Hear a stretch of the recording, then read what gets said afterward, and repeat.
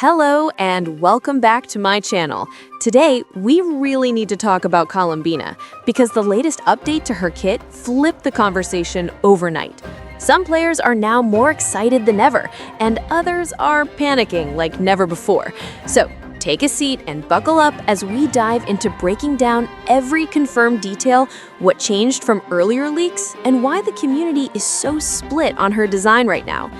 This new version of her kit isn't just different, it takes her from being a simple support to something much more reactive, layered, and honestly, kind of terrifying. Let's dig into it. So right away, the update states that even at C0, Columbina grants a flat lunar reaction bonus, a buff to attack, and resistance to interruption for all elements except Pyro. That alone was enough to shock people. She's not just a background buffer anymore.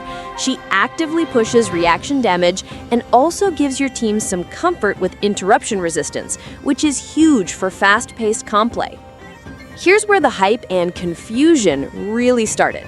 Her skill now applies Hydro in a small radius and creates an object currently referred to as XX. The crazy part?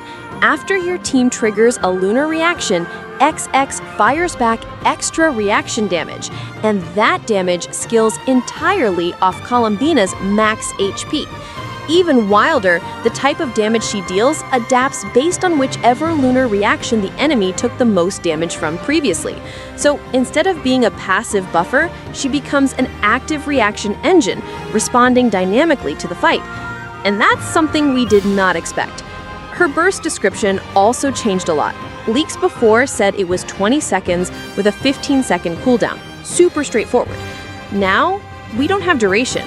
No cooldown, no percentage. Only a vague statement that she creates a field which increases the damage of the lunar reaction. And the worst part, the scaling number is literally replaced with a question mark. This is what triggered panic for a lot of players, because it means either numbers aren't final or Hoyoverse is keeping something very tightly hidden. What changed from early info? Originally, she looked like a comfortable, off-field lunar buffer with hybrid stat scaling, energy, crit, HP, EM, the whole mix. Now, the direction has shifted hard.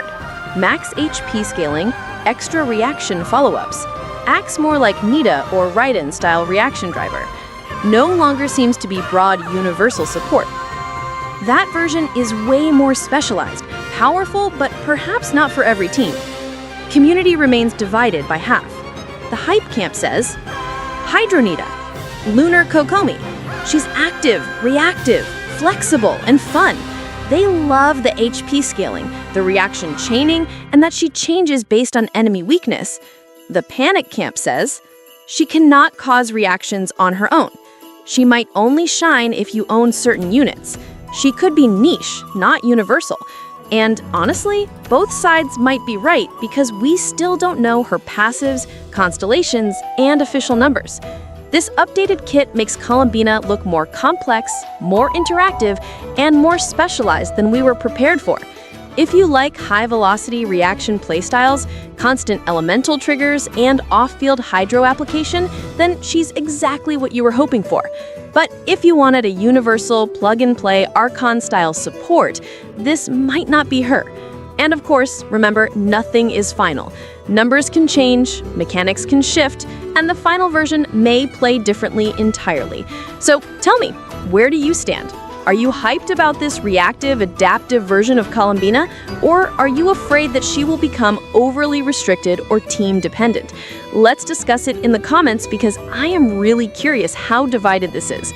Thanks for watching, and I'll see you in the next one. Make sure to like, subscribe, and stay tuned for more updates as they drop.